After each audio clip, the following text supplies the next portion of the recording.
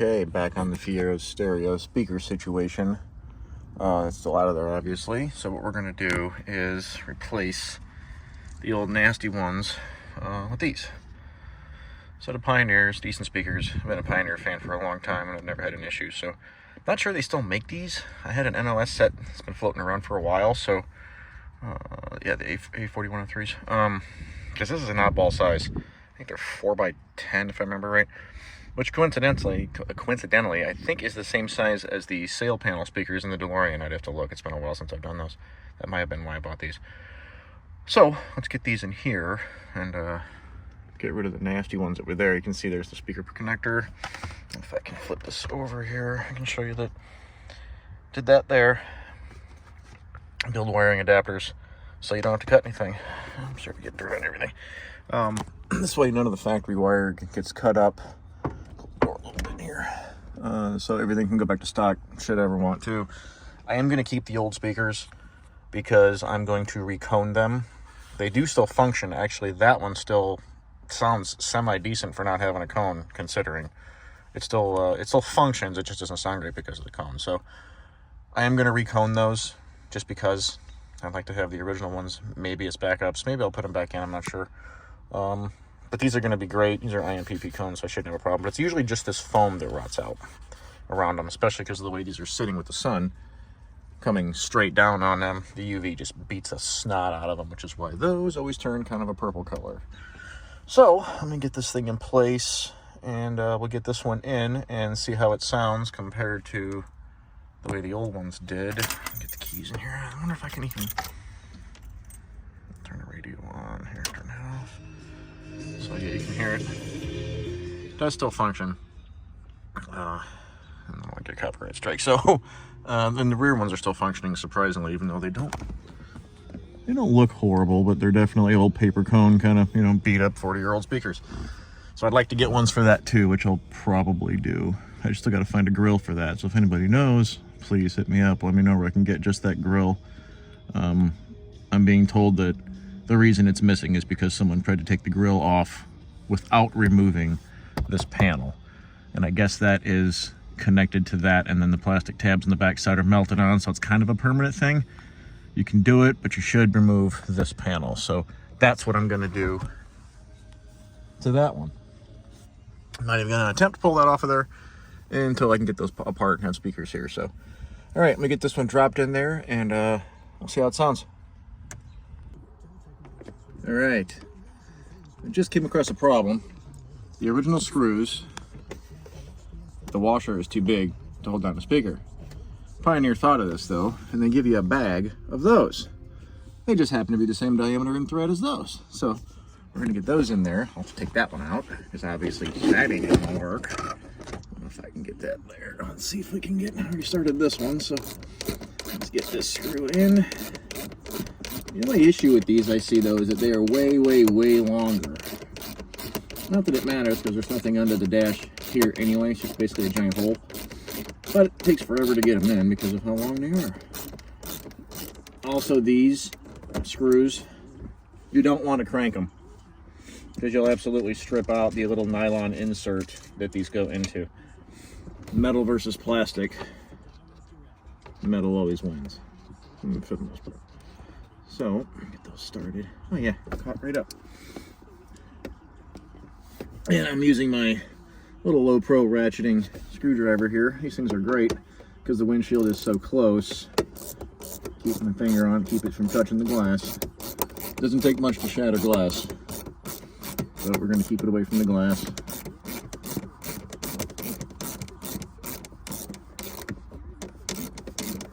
Getting a little hard to keep my finger on it, so it's sliding all over.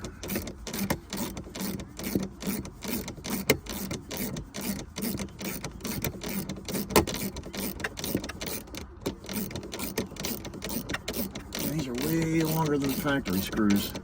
Probably about twice as long, I would say, if I had to guess. I could always look at it. Let's see here. Let's get you in here. You want them snug, but not too tight, because you don't want them to rattle, yet you don't want to strip out the thing either. So, let me get this one out of here. Yeah, see how short that is. Grab one of these other ones here. see it from the angle that I'm at, but let's see here. Maybe we can get a shot. Yeah, definitely a difference. If it wasn't for that washer, I would absolutely put the factory ones back in. I like keeping factory hardware when I can. In this case, it's unfortunate that we can't, and that's okay. At least Pioneer had the forethought to give us screws to fit these.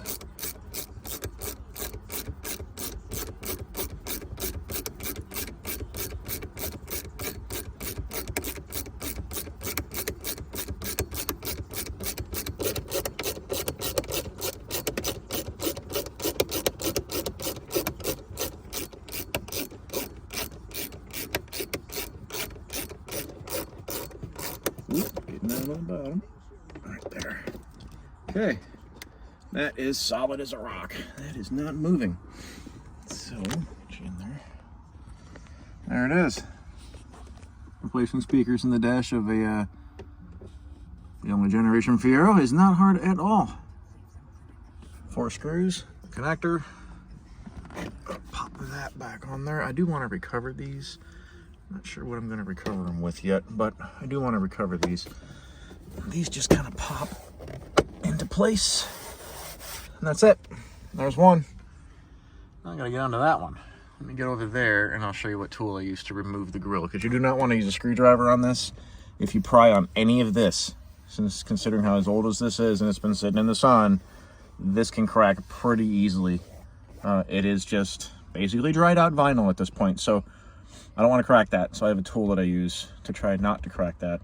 Hopefully I won't crack it, because I don't want any more of that situation happening. So let me get over there and let's get that one out. All right, onto this side. And these are great. You can buy these in a kit. It's a nylon tool. I don't know if I made this one. You can buy them in kits. They have different sizes and stuff like that. But they're used basically for stuff just like this. So you kind of want to wedge it in there and just be real easy. And look at that. How easy that pops up. Of course, it's hard for me to hold the camera at the same time. And just kind of work your way around. Easy.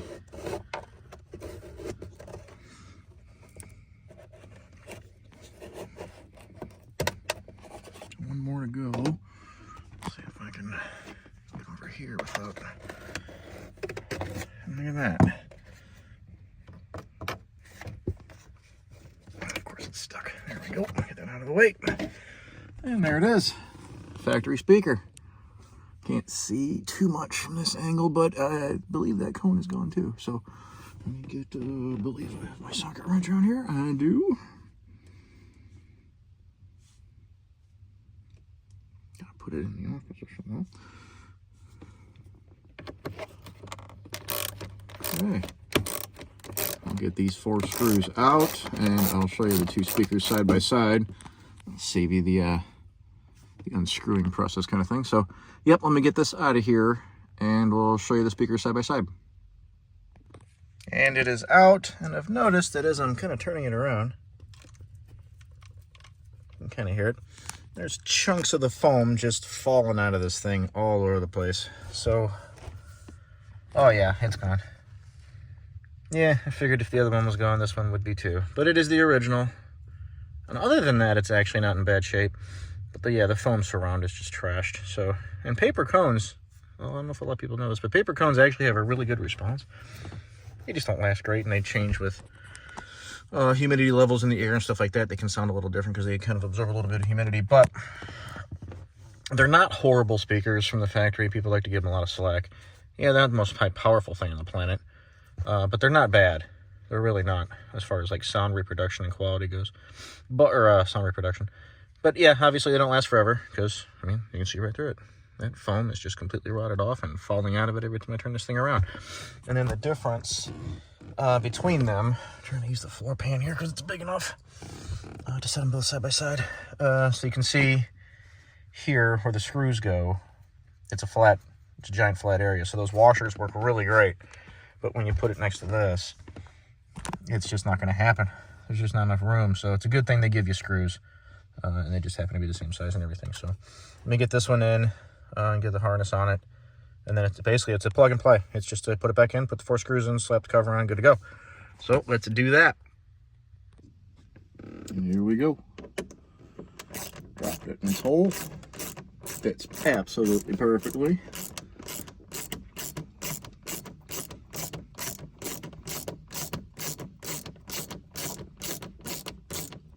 I've seen guys use power, small electric, like screwdrivers and stuff to get in here, 90-degree screwdrivers, and you can do that, but you got to be extremely careful when you get to the end, because once you get to where this thing stops, if your power is a little bit too much, you'll strip these out with absolutely no problem. And you can see, I don't know if you can see the distance there between the glass, but it's probably well, it's the width of my finger because I can touch both. So, which is why I'm using this tool instead of anything else. Yeah, it takes a little longer because these screws are ridiculously long. But at least I know when I get to the bottom I can feel it. And really, ideally, sometimes you can put like a little bit of foam between the dash and the speaker if you're going for like performance sounds and stuff like that. But it's going to be a driver, so all it's got to do is sound as good, if not better, hopefully, than the stock. So no need to really go that crazy. And there is some sound deadening under the dash that GM put in there from the factory anyway. You can hear the creaky of the plastic, isn't that nice? Good old 80s one. If you really wanted to, you could put some sound isolator pads between the dash and the speaker if you're going for like the performance sound and you're going for, you know, competitions or something.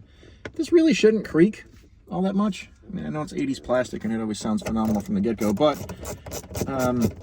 they really don't make that a lot. There's not a lot of vibration or rattling noises from the front speakers I've noticed in these, or too many GMs really from this time period. I know people give GM a lot of crap, and all manufacturers for that matter, a lot of crap for beating the snot out of plastic usage in the 80s and having creaky interiors and stuff like that. But, you know, sign of the times, just the way cars were built back then. Things are definitely different now, we've learned. But I don't need to put foam or anything in here, any sound deadener. There is some from the factory. When you remove these speakers, you can definitely see it. It goes all the way across the front firewall here, and it's a nice sound deadener. It'll sound decent. It'll sound better, at least than it did back in 1987, that's for sure. There's 3.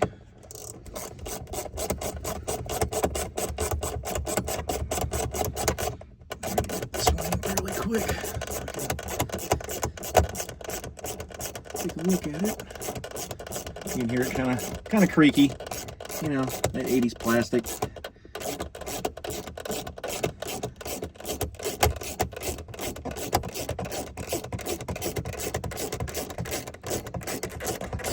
Oops, almost. Right about there. Solid as a rock. Not going anywhere. There it is. Speaker number 2. And that's in there. So this is going to sound way better than it ever did. Yeah, and like I said, I got to recover these. Not sure what I'm going to use yet. I mean, I guess, see, this one's not horrible. The other one's got a rip in it. But I'd like to put something new on them and just get them recovered there. Let's try to get back up in place. Make sure those are lined up before I go to push them in.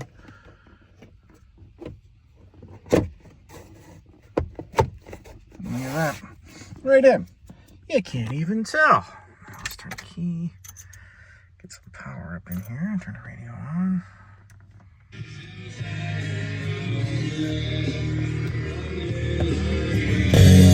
Oh, there we go. Okay, well, in case you ever want to listen to Stained. There it is. Okay. We are in. We are good to go. Well, let's move on to the next project, huh? Not bad. Okay, so back on the Fiero. This thing's been throwing a code 32 recently, now that I've been driving it a little bit here and there. I think it was 32. Yeah, EGR valve. So when I looked at the vacuum diagram, I noticed, I mean, these are all getting replaced eventually anyway. But, I mean, that's kind of stressed a little bit too. I'm not sure I like how that's pulled. But it runs under here, runs under the intake. And then you got a bunch of them over here. So you got your EGR control solenoid here. Get you in there. EGR control solenoid, which is controlled here by the ECM, and then this vacuum line here goes to a open-close switch. So when this is commanded to open vacuum to go to the valve, to open that valve, this is basically a check It's like a checksum for the computer. So when there's vacuum, it knows that there's vacuum. Since this is pre-OBD2, it really can't tell using the OT sensors or the lambda sensors in some cars.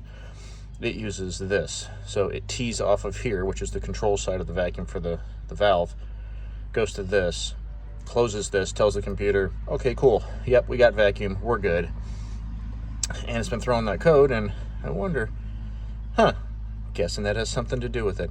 So my original thought was to come out here and I was going to throw my vacuum gun on it and an ohm meter across that switch just to make sure the switch worked, and then start chasing vacuums. But didn't even have to get that far, because as soon as I looked down here, I saw that and go, well, there it is. It's supplying vacuum, but it's not getting to the valve, and that switch is not closing. So let me get a piece of hose, and oh, that's so rotted. Man, I might even be able to it might just fall off. No, it's like rock hard and soft at the same time. It's really weird. Yeah, it's crumbling. Let's see if I can not break this side. Oh, came right off. And the nipple's still good. So let's see if we can, there we go. And you can see just how crumbly these get. This is original from 1987. So it's been around a year or two. So I will take this one and get the rest of that off of there, and we'll patch it for now. I'm going to replace all of these nylon lines, maybe even these elbows, although this one feels pretty good, surprisingly. Let me get some hose on this, get it back on there, and that should fix that problem. Other than that, though, there really haven't been too many drivability issues. It's been running really well, considering it's been sitting for as long as it has. So I'll be right back. Okay, that wasn't hard. Just a couple seconds. I just needed both hands to do it. I've got a bunch of vacuum line floating around here from just various things. I get rolls of it and just kind of cut off as I need. So not sure what size this is off the top of my head, but it's the same size as the line. Fits super tight. Went on with no issue.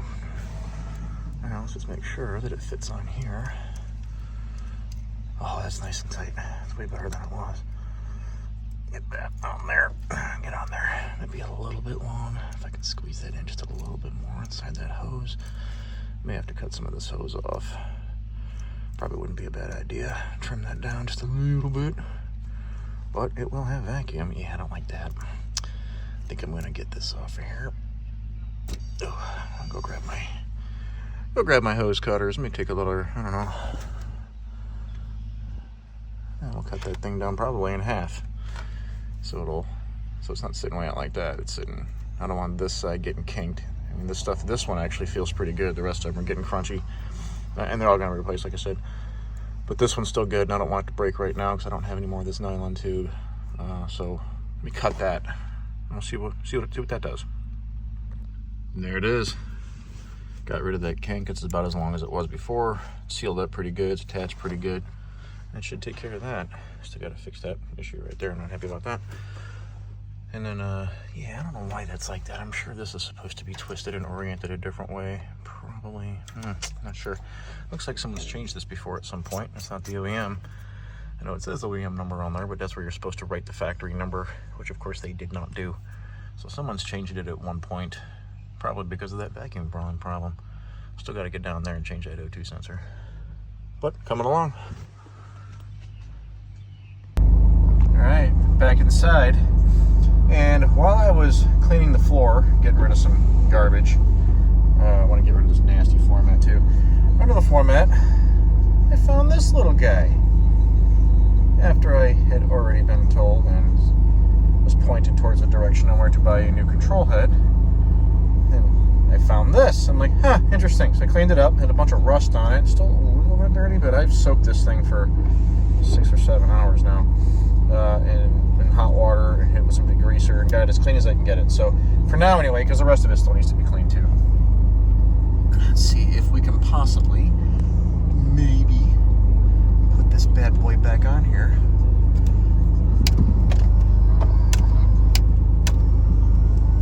But it still comes off very, very easily. Do these ones? They do not. Okay, so that just means I'm going to put a little bit of adhesive up inside there and glue that bad boy back in place, which I believe, which is probably why it came off so easy. Yeah, all right, let's back in park. I go get some super glue. Might be able to use, oh god, why is this so zoomed in? I might be able to use that to get it up in there and just put just a tiny little dab in there. Just enough to hold it and then pop it back on. So that'll be nice because I'll actually be able to have a completed unit again. All right, let me go grab some adhesive.